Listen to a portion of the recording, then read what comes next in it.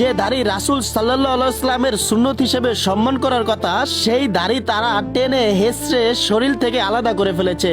টানা হেসড়া করে ছিঁড়ে ফেলা হয়েছে তার পবিত্র পাঞ্জাবি।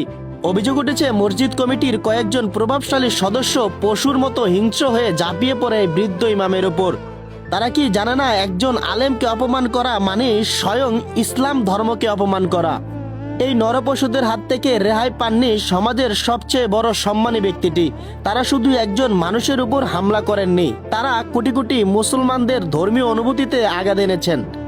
আপনারা যারা এই ভিডিওটি দেখছেন, আপনাদের বিবেক কি একটুকু নাড়া দিচ্ছে না? আজ এই ইমামের দাড়ি ছিঁড়েছে, কাল হয়তো আপনার উপরও এমন অমানসিক নির্যাতন হবে। এই অমানুষদের যদি এখনই বিচারের আয়ত্তে না আনা হয়, তবে সমাজ থেকে শান্তি চিরতরে বিদায় নেবে। আমরা প্রশাসনের কাছে জোর দাবি জানাই, এই কুলাঙ্গারকে গ্রেফতার করে দৃষ্টান্তমূলক শাস্তি দেওয়া হোক, যাতে করে ভবিষ্যতে কোনো প্রভাবশালী ব্যক্তি একজন আলেমের গায়ে হাত তোলার দুঃসাহস না পায়।